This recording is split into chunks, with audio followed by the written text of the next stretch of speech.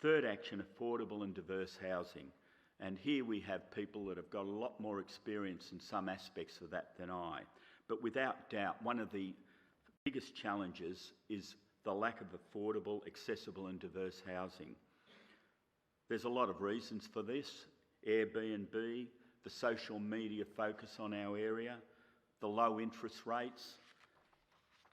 It's all well and good to declare a housing emergency, but where is the workable and timely solutions? Where is the urgency? Where are the houses? The housing crisis has a real and disturbing face, and I've spoken to a lot of people, heartbreaking stories over the last month or two. Families with connections going back over 100 years to this area, having to pack up and leave the Shire.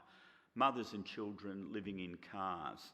Local workers, including teachers, police and nurses, not being able to afford to live locally. Tradespeople struggling to find a home and to cover the rent. I do accept that this council is never going to be able to address this enormous problem on its own, but it certainly could have done a lot more. I have some little background myself, chairing an organisation which manages some millions of dollars of affordable sharehouse accommodation.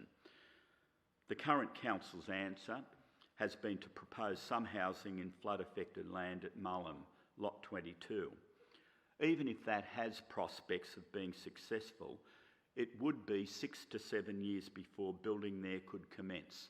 The General Manager and Director of Planning have told me that directly. Further, Council did fail some years ago to enforce DA conditions prohibiting short-term letting when approving granny flat applications.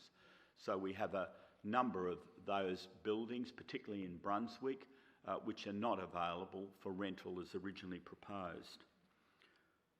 We also would work more effectively to help occupants of unapproved dwellings to remain in accommodation while fixing approval status.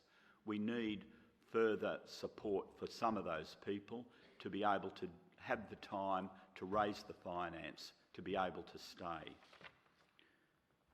And we will do what surrounding councils have done, namely apply a merit test to floor space in secondary dwellings rather than restricting those dwellings to small and unusable floor space.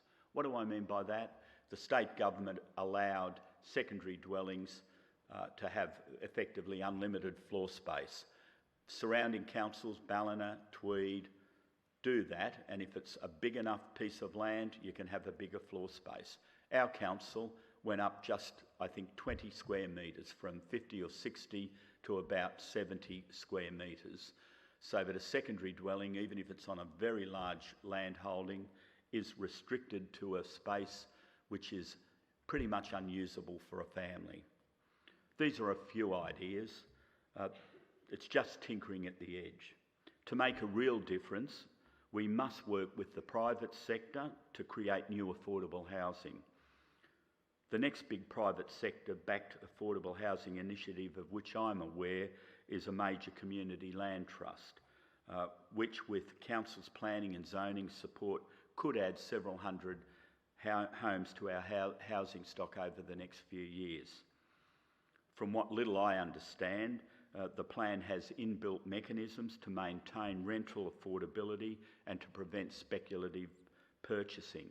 So we need to support those initiatives that are going to have to come and collaborate with those people that are prepared to do that. These are practicable, achievable plans that do need the support of council, and I would propose to do that.